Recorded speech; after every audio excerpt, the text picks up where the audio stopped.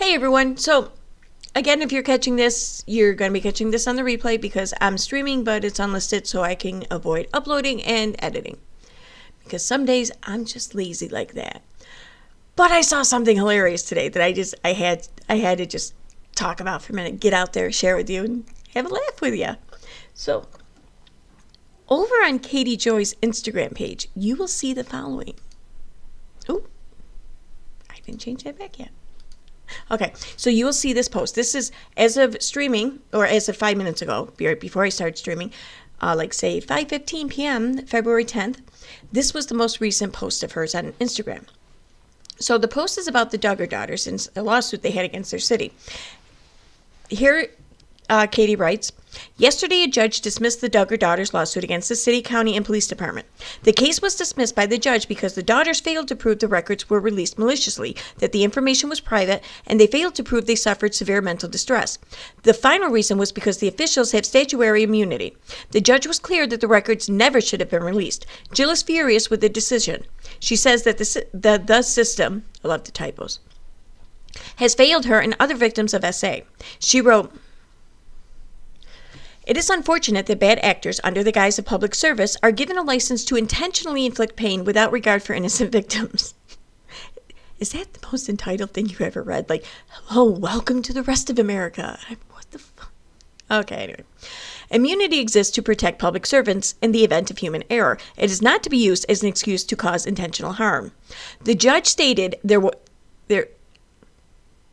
she used the wrong there. How are you a self-proclaimed reporter and you don't know there, and there? The judge stated there was no evidence and the disclosure was intentional to inflict pain. There was no evidence that the disclosure was intentional to inflict pain or to cause harm. While the disclosure should not have happened, the agencies believed they had to release the records under the law.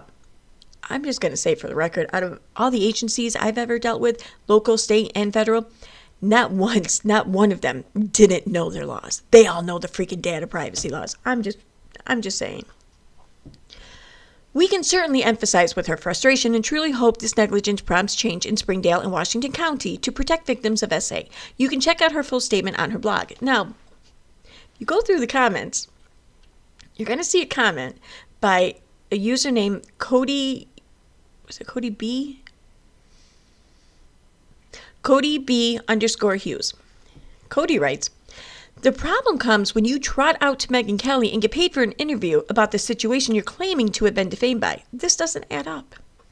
To which Derek Dillard shows up for a reply. Now, for those who don't know, Derek is the husband of one of the Duggar daughters who had this lawsuit. Derek writes to Cody, please don't comment about things you know nothing about. We were not paid a single cent, and the whole ordeal was borderline duress/coercion. We weren't even being paid for the show that we had to film tens of hours per week for. So what makes you think we would have received any pay or perks from this? The opposite is true. It was devastating, so think before you speak. Now, of course, Derek Dillard shows up in Katie's comments. I mean, this is someone she's been chasing for clout for years. Well, at first she was saying how much she hated the guy, and then she was chasing him for clout. Since then she's been chasing him for clout. So naturally, Katie shows right up nipping at his heels for just a little drop of water, please, sir. Katie writes, Derek Dillard, thanks for your comment. I definitely feel your pain for the ruling. I also don't blame Jill for going on Megyn Kelly. Oh, that's nice. You don't blame her. Oh, that's good. For going on Megyn Kelly because I feel confident that Jim Bob coerced her. I said that yesterday, that it's horrible he made the girls minimize with a capital M. What happened to them when Josh was not forced to say a word publicly? Did Derek reply? No. Nope. No. Oh, but Cody B. Hughes came in again. Cody writes to Derek, if you want to correct the record, have an unedited and recorded conversation without a crystal ball. Replying to my opinion and wagging your finger looks weak. Let's see here. Oh, there's Derek for a reply. To Cody. Derek writes, you were stating an alleged fact, not an opinion.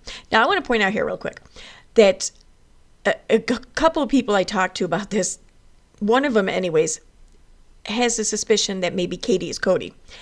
I'm going to disagree with that, but here's what I do think happened. I think that after Derek commented and Without a Crystal Ball replied, and Derek didn't reply to Without a Crystal Ball reached out to Cody and said, hey, do you mind replying again, but can you throw this in your comment? And I think that's what happened, in my opinion. So in reply to Cody B. Hughes's, suggestion about an unedited and recorded phone call, Derek writes, you were stating an alleged fact, not an opinion. Now, if you remember up here, see, replying to my opinion, wagging your finger looks weak. Notice how Derek just didn't even pay any mind or attention to the rest of that comment. Like, it was like it never even happened. It was just the whole opinion thing. That's what he wanted to discuss. So after Derek leaves his comment, oh, there's Without a Crystal Ball again, right there, nipping right at his heels. She writes, do you know if Jim Bob was paid by Fox for the interview? Does Derek reply? Oh, no, there's no Derek. Oh, and she even wrote again, but there's no Derek. There's Cody B. Hughes again, but no Derek. Oh. I love how Derek shows up in her comment section and doesn't even pay her any attention. It's like she doesn't exist. Funny.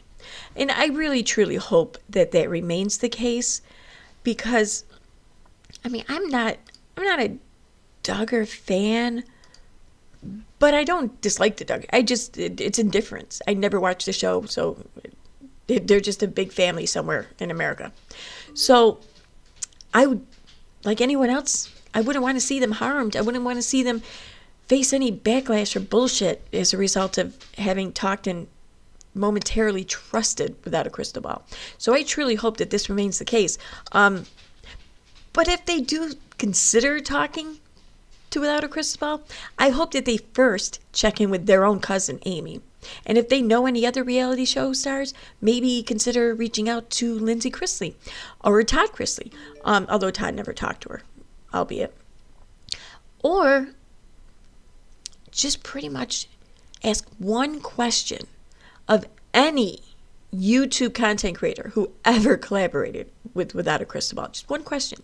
Just ask the question, what is the status of your relationship with Without a Crystal Ball today? That's all. That will tell them everything they need to know. On that note, thanks for watching. Bye.